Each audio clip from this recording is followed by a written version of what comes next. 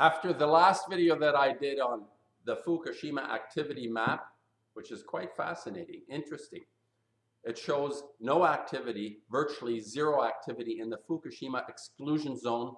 There appear to be faint signs of something going on, but I suspect that most of the work done at this plant now is done through robotics of some kind, because you can't get near these melted reactors. It's just physically impossible. The science, the intellects, these brilliant minds that brought us nuclear fission have expressed clearly that this technology is so lethal when it emits its radiation, its force, its energy, these sieverts, these thousands and millions of sieverts that can just turn anything into mush if you get too close to it. Anyway, I thought it was an interesting map. And I followed up after that map with, it fits together for me, the idea of the intelligence deception and righteous dissent. I'd like to add something to my commentary. I enjoy reflecting on our situation and through something that I consider to be my story, not just sitting and criticizing the bastards, as in I bring up Voltaire, écraser l'infâme, expose the bastards, show people what's really going on under their noses. This is the idea of the Enlightenment. Yes, you actually expose, you understand something about the reality we exist in and that we want no part of, and you expose it. I think this is very important. But it's a small component from my perspective, from where I see myself in YouTube, and as I am evolving in my YouTube presence, I have understood this. My YouTubes have drastically changed over the last 2 years, year and a half specifically, into a much more, what I feel is less impulsive and more refined, what I called in the last video mindful. I feel more mindful in my presentation, in the way I want to come across. The idea of dissent is absolutely central and crucial to my nature, to the way I am. The questioning of something, whether it's in order to expose or whether it's in order to become more aware on some level. Whatever the reason, there is an inclination among a lot of YouTubers, because the bastards are so active out there, destroying everything around us. This is a very painful reality, and it requires, I admire all the YouTubers that are out there expressing their disgust and their commitment to exposing within their abilities, within their capabilities of recognizing what it means to be alive in this reality. What in fact are we a part of? This mystery, as I call it. And it's an important aspect, component to my nature, and collectively, I think people are very, very aware that things aren't working and trying to understand why not. And I have spent time on my videos expressing why I believe it's not working, and I think this is a very important aspect to a presentation. And I'm going to introduce again now something that I think is important, which is part of my idea of the intelligent, it's how intelligence has been hijacked, the deception behind what we understand to be intelligence, because it's a very natural part of us. Our ability to think and reflect on something is very natural, even on the most basic level. And the idea that we are capable of what is considered to be higher thought, often, probably most of the time, is related to our what is considered to be an intelligence quotient, or the IQ part of us. And some people seem to be more capable of computing things in a certain way that others can't. For example, mathematics. I was not great at mathematics skills, although with application, I mastered it to the extent that I felt I wanted to, and I succeeded in, within this program of mathematics, I accomplished a basic quality. I have very little understanding for it now. I don't deal with that aspect of our intelligence, but fundamentally, this idea of intelligence and what I consider to be a deception has been taken over. What I feel to be is my own intelligence has been taken over in a popular view, in a popular world view, as being the quintessential, the holy grail towards which we as a species are evolving and developing. This is quite common. You'll see this, and science represents this idea. When you think about the Hadron Collider and the God particle idea, that you take all your magnificent intelligence and you create machines that literally find what you want to see. But this is considered to be the highest aspect of our evolution, of our development.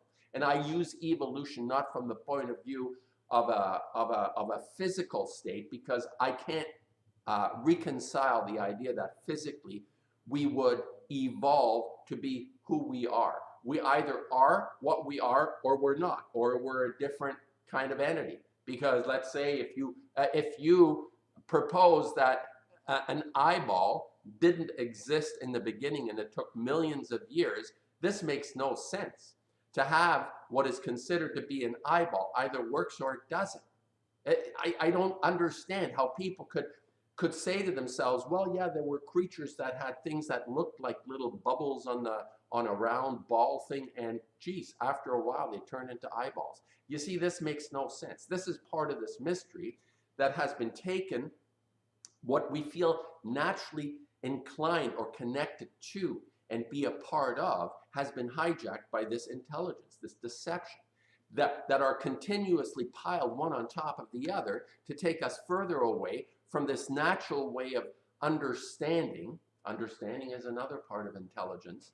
What I consider to be thoughtfulness, to use thought to become mindful. This is what I was expressing. Now, this deception is interesting. And how do I find myself overcoming this deception? Now, as a painter, what you see, I have presented once more an image that I don't dislike. This character, this representation, obviously people will likely recognize what I've used here. And this notion of, artistically speaking now, that this image represents the culmination of what people consider to be the highest part of ourselves. And without disparaging the image, you may like it or not like it. I saw it in real life. It's a fairly small picture, and the people were genuflecting in front of it.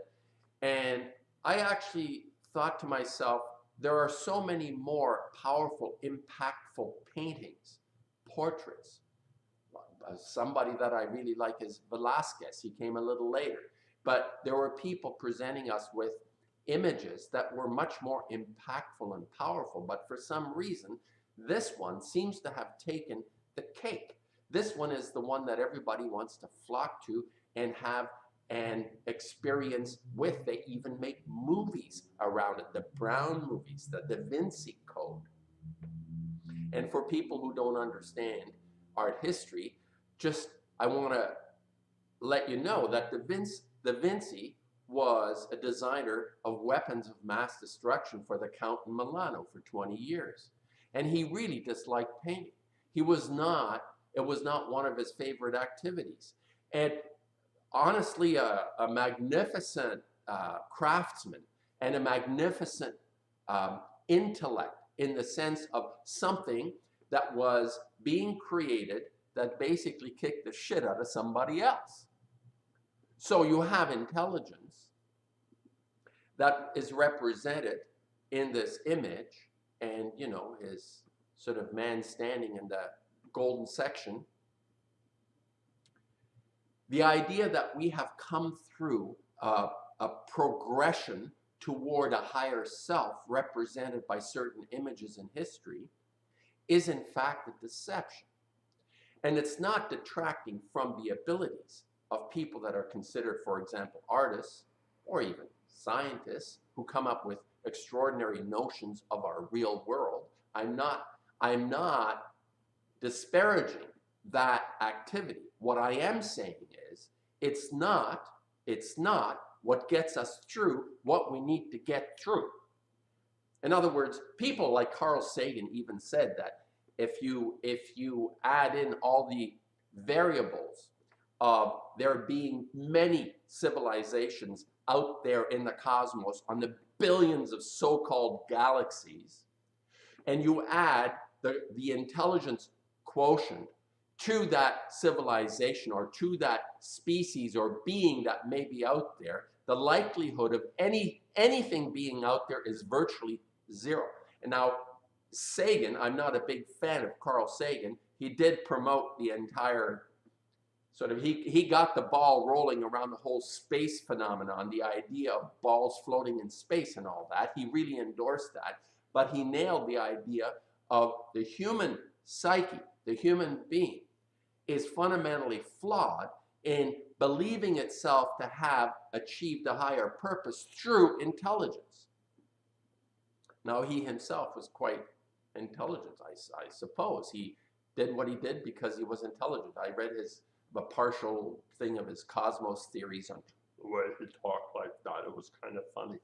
Anyway, what I want to just encapsulate, and I will do some more on this because I think it's very important for people that I respect in the YouTube genre, people that are producing videos, people that are out there exposing the bastards.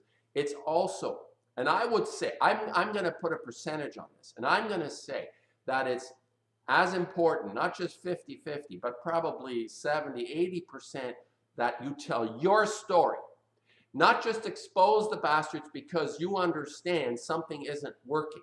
You see, this is relying on intelligence in order to disseminate your perception of reality. And intelligence is not the primary vehicle that we communicate through. There are much more fundamental and profound levels of communication that are separate from what we understand to be this procession towards a higher self through intelligence. And I'm not denying intelligence. I'm saying it's part of us, but there is something that has been removed from us. So I find a lot of the dissenters on YouTube rely primarily on what they feel to be their intelligence rather than what constitutes their essence, what is valuable to me. So when I make my work, when I make my paintings, I present my story, not in a way that you can immediately encompass with your intelligence. Everybody's a critic nowadays, so you're going to have an opinion on whatever it is that you come across. Fine, go ahead, exercise your opinion, but it's worthless. It's totally worthless, your opinion, unless you're actually part of something. And I'm very adamant about this because I find this over and over again. People come to the studio, they look at something that I've done, and as soon as they figure out how I might have done it, oh, geez, I could do that. Or sometimes they try to insult me by saying, oh, my child could do that. And the disregard that people have for their children when they say stuff like that is phenomenal. I mean, I'm outraged by this. And I say thank you for the compliment. That a child, in their innocence, able to produce, communicate to another human being that immediate sensation beyond what is considered to be craftsmanship or ability or whatever it is that you've learned. And a lot of artists talk about unlearning things they've learned, which is part of the intelligence deception. That we get to a point of contacting something within ourselves that becomes, what's the word? A vehicle. It's like these paintings for me are my story and my vehicle to communicate and disseminate something that is of a very, what I consider to be of a very high value. And to reduce it into an opinion, you're doing yourself a disservice. There needs to be a much deeper reflection. Now, the idea of being able to identify something of value What is that? So you look at the Mona Lisa and you say, well, all the curators, all the artists, all the art collectors, all the museums have all endorsed this as the quintessential painting. It is priceless, all right? As there are many others. So it comes through a whole network of conditioning and ideas through intellect primarily, and I point at the head because I'm not sure. I suppose that's where it may rest. We have this affinity towards thinking our brain is the seat of intellect. I kind of wonder about all the positionings that have happened. You dissect a body, you cut it in half, like that artist that uses prisoners, the dead prisoners in China, and he pumps them full of this stuff. This is brutal. I don't know if you've come across this. I don't even want to go there. But you reduce our nature into physical components and try to find the centers where it works from. And then the esoterics have their little kick at the can by doing the chakra thing. So these are all, if it turns your crank, go ahead and go into it. But what I'm trying to communicate is that it does not come through a consensual democratic process. The knowledge you acquire and the insight and wisdom you acquire does not come through a consensual disseminated process. It's something that comes out of your own story. And your conviction and your opinion begins to matter once this story is realized and disseminated, that you actually put it out. That's how I feel when I listen to people that matter, that are dissenters, that expose the bastards, but they're not telling it through their story. They're still doing it within the headlights of what they're being told. And quite frankly, ineffective. It's not going to work. It's going to be like a Robespierre thing. Ultimately, you may not be thinking yourselves as part of that degenerate sort of evolution of dissenting where the old boss, new boss turns out to be the same thing. What am I saying? Dissent in your own story.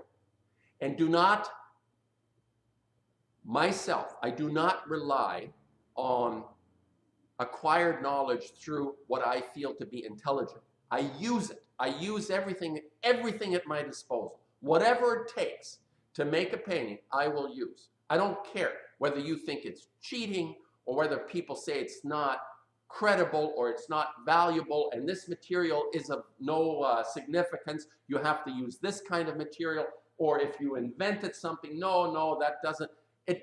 It's of no value to me what other people think I should or shouldn't do, because I say art is not a democracy. It's something that happens out of each person's center. And I have to remind people as well, not everyone is an artist, the way this is now going around. The art schools are filled to the brim. Every human being is clamoring to wanting to be, well, I'm not saying every human being, but every parent believes their child to be an artist. What a bunch of hooey. It doesn't work that way. You cannot be taught. It's something that happens out of an essential need that a person might have. And there are very, very few people that I would consider to be within this very small group that are legitimate artists from the point of view they do it out of a need. Not because they are thinking they would like to be. All part of the intelligence deception. This is all part of what I'm thinking is the intelligence deception. And I'm talking about art and artists because this is what I do. I'll let this go a little while. I'll just ramble here. I'll let this go and tell you my thoughts, the intelligence deception and dissent, and telling your story. I keep repeating this. We need to be able to tell our story. And there are some powerful people on the internet and YouTube that may not get a lot of views, but are extremely important to building a sense of ourselves as dissenters. I'm talking about dissenters. And they use primarily reason, logic, intelligence, some emotion as well. And emotion is not necessarily separate from intelligence from the point of view that if it communicates through that reasoning and logic, emotion can actually be very connected to the sense of being intelligent and deceived. The way I overcome these kind of, I suppose, practice anomalies that we have accepted in our day-to-day lives is to literally submerge myself in the work that I do. You know, it's like what you see behind me, these sort of patterns that have emerged. And maybe I should mention it a little bit. The patterns that are quite common in the designs and the decorations in Muslim cultures. I was blown away. I was when I lived in Spain, I visited Granada and the Alhambra frequently, and I was blown away by the patterns and the intricacies of these patterns. And it indicates something about our reality, because these seem to reappear in nature, the patterning, the kind of recursive, I think it's kind of a recursive thing, or a self-replicating almost thing. It's like the Mandelbrot set, the idea of the fractal, the cauliflower repeating itself in new versions in a certain way. They're not exactly, these are not exactly like that. But what I'm introducing, what naturally is happening in my own work, in my story, I'm influenced by so many different things. Whatever I come across, I don't actually come across a lot of stuff anymore the way I used to in my earlier years, in my 20s, 30s, 40s, even 50s. I would come across a lot more stuff. I'm very isolated, which is fine by me, because even if it feels simple and not connected to whatever is going on out there, I am essentially attempting to reflect the time that I live in through the work that I do. This is the greatest thing any artist could ever do. Never mind forecasting the future. It doesn't happen. You reflect the time you're in. You don't know what the future is. You reflect the time you're in. So the idea in terms of this patterning, what I've understood, is that it's never enough for me. I'm a dissenter in my work as well. Let's say I love and I enjoy these decorations, these patterns, this intricacy, the complexity of this. It's just so phenomenal how these artisans, how these artists, how these brilliant minds manage to translate the complexity of our existence into these patterns are just phenomenal. So what can I do with that? You see, what happens in my sort of process, in my sensual thought, mindful process, where does it lead me? The age we are in, the age of fission, requires me to give back something that is not placating you into a past history or even a present situation that does not reflect the time we're in. So what I'm doing, I'm distorting the symmetries. And this is something that I recognize after. I don't think about it when I'm doing it. I recognize this afterwards. This is not something that is obvious or apparent to me when I begin. Let's say I began pattern work maybe a year or longer ago. I discarded it to some extent, but I came back to it, and I discover, and I've talked about this as well, that my story is intimately created in a way I make something, not the subject that you necessarily see. I mean, I do create a story, but the subject is not the issue. What is important to me is how I made something, and it looks the way it looks because it's the way I made it. And you can go into classical painting. If you think about Rembrandt and his blacks actually had no black pigment in them. They were built up glazes over weeks and weeks and months. He built up oil glazes that eventually had this very dark quality, but there is no black in that paint. Very unlikely there's any black. I don't think so. So the way he made a painting actually makes it look a certain way. The fact that he was an impeccable draftsman, he was able to draw a thing that appeared to be what the real world is, how the real world is made: an eyeball, a hand, a face, a rider on a horse. I wonder sometimes if that isn't a forgery. But anyway, the rider on the horse, magnificent painting. And even if it was, whoever painted that is just fabulous. I saw it at the Frick collection. Intellectual deceit. We need to have our own story in order to overcome the deceit that is happening through our intellect, through taking our intellect. And it's not just the intellect, it's made out to be reasonable. The guys in the white coats who have actually attached themselves to the idea of intellect now populate our psyche to such an extent that if you dissent, you're going to be laughed at.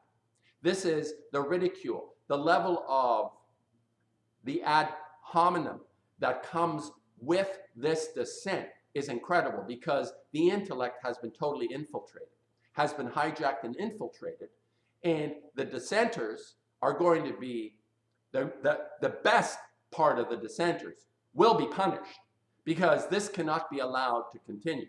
Like all the great art was never accepted in its time, because they're dissenters.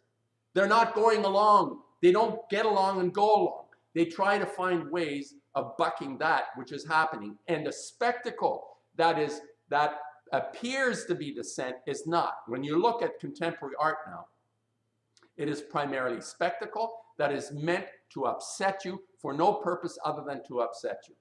And there is, look, even there, I would say go ahead and do what the hell you want to do. But it has no significance to me unless it's rooted in what I actually referred to.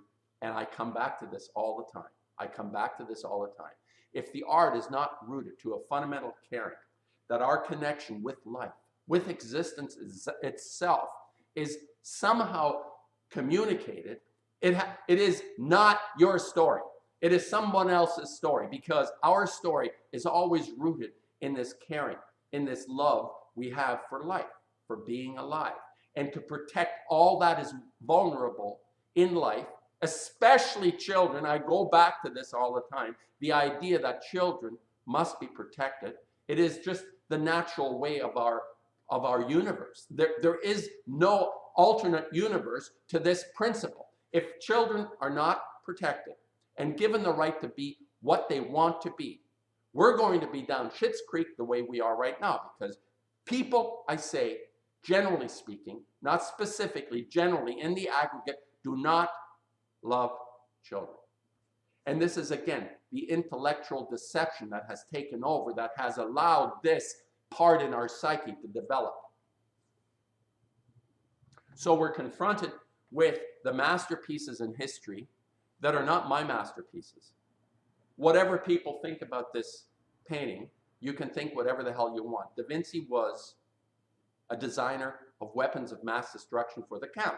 And it comes out. I mean, you can't fake it. You can't fake it. The stupid smile shit, you can't fake it. See, he was a faker. He was a faker. And doesn't mean he wasn't brilliant. People are brilliant within their capacities of representing themselves and communicating something that is so wow. It's so wow. I'll give a little example. When I was in art school, in my first year, or might have been even the second year, I was doing life drawing from the model with a fabulous teacher, Diane Pugin. I think she's still out there in Toronto. She was married to Dennis Burton, another mentor of mine. He died a little while back. And I was doing life drawing, and we were, for example, doing different, we would start, I had her for about 3 months every day. And we would start with very quick drawings, like 15, 20-second poses. And then we developed through a kind of feel of the material and all that kind of stuff. When you go to school, you go through this sort of procedure. Quite a lot of teachers, I think, apply this format. And you develop into a longer and longer and longer production of making a representation, a pencil or charcoal, whatever you use. Anyway, I had gone through a few weeks with Diane Pugin. We were doing life drawing, and I'm not a classical drawer in the sense of representing the world. I did accomplish a certain level of ability around eye-hand coordination, but I'll give you the example. What happened to me, what really rattled my cage, is I was working on a pose I think it was about 3 or 4 days, maybe even a week. It might have been quite a long time, and the model would return every day. And we'd do this for probably maybe every day, 6 hours or so. We'd be working on, it was like my back was hurting. And I was working on this pose, and after about, let's say, 3 or 4 days, I'd have a shoulder and arm, partially the head and the ear and the leg or something. And there was a fellow with a big long beard. He had few teeth in his mouth. He wasn't old, but he was an old soul. And he was sitting, he wasn't quite next to me. He was a little over, I wasn't watching. And we would look at each other's work and go around and understand. And this fellow was phenomenal. He had created what took me 3 or 4 days, he would do in a few hours. Now, that facility, I don't know what he did with it. I'm not sure where he ended up. I think he didn't go anywhere with this. But I looked at this and I said, this person is a natural at being able to reproduce the real world with the illusions that we were working with. And I said to myself, as much as I want to continue, and I felt satisfaction in that genre of working, I said to myself, I'm not going to spend the time, or even if I did, I would never even get close to what this person was able to do. So I understood in my own work that if I was going to be serious about wanting to do this, I would have to find my own voice. Now, it took a long time. It took, I think, 30, 35 years. There were examples of it.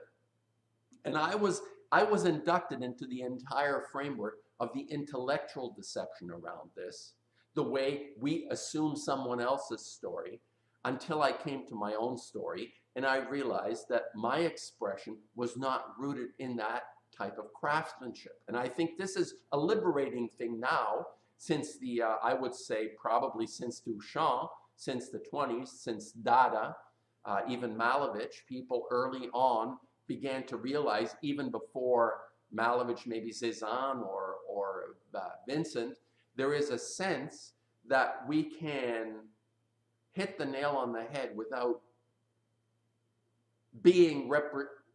representing it through a standard method of art production. This is a very liberating thing, and Duchamp took it to the multiples. It was exponential, his departure from the standard position of art making. And I think there is a liberating quality there. It's also a pitfall, because it has a tendency to make one feel, oh, my kid could do that, right? And what does that mean? What does that mean when we feel there is such an immediacy towards something we feel? It's very easy to get trapped into this notion that it's not of any value because it didn't cause us a lot of pain and suffering to make it. The best work I've done happened, or has happened, in a very concise, short period of time.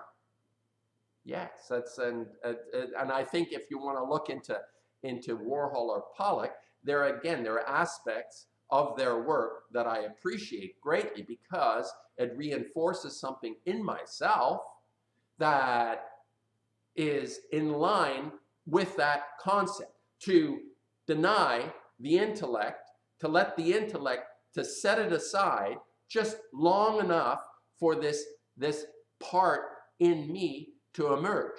This is what they did for me. They allowed me to emerge. It took a while for me to understand this, but this is very crucial. And if I were to teach, which I have done and I enjoy it, I would always focus on this part. Not the technical part is a whole side to teaching that may ground one in a choice. You have a choice. You can decide whether or not you want to do this. It's not important to be technically proficient in order to prove to anyone that you're an artist or you're not. This is something very clear to me with most of contemporary work, the work that actually matters to me, the people that have significance to me in contemporary art. Like I say, Pollock did have a major impact on me, and I think there are other individual highlights of people expressing this notion of intellectual dissent. Even though there may be a lot of thought processes involved, the intellectual dissent is absolutely is absolutely vital to finding one's own voice in this. So the deception and the dissent kind of go hand in hand. And I would just say, I'll finish it here. The idea that people posting and exposing the bastards, that's terrific. Yeah, that's great. But it's not going to go anywhere unless it comes through your story. This is what I found in my own experience of what I appreciate in people, is that I sense that fundamental connection to everything that exists. You cannot be the archetypal image of the artist flailing about abusing the model or using people, or the bohemian and getting stoned and drunk and all that bullshit. My life is a very ordered life in the sense that I need this peace around me in order to produce what I can produce. Sort of the Modigliani crazy nutty guy with his relationships, and he dies of something. Does he kill himself, Modigliani? I think so. And then his girlfriend jumps out of the window. And this kind of thing it's all fabricated in people's minds to be of importance. It's to their detriment, not to their advantage. People, the bohemian side is a bunch of hooey. It doesn't produce great art. And then you have the representations like Jeff Koons, who is the archetypal Wall Street banker pretending to be an artist. That's the other side of it. I said I was going to leave it there. Yeah, this is quite long, but I just sort of get tied up, and something raises up in me, like the intellectual deception that has taken us down the wrong road. So we have Fukushima and a dysfunctional society. A culture that I call a culture of death, because people are not willing to tell their own story from their hearts, from their inner selves, whatever that might be. And do not fool yourself. Dave Hickey, a critic, check him out, has said there is a constant number of these people that are able to express the times that they live in through this caring, through this feeling, through this depth of understanding. It's beyond intellect. It includes it, but it's beyond intellect.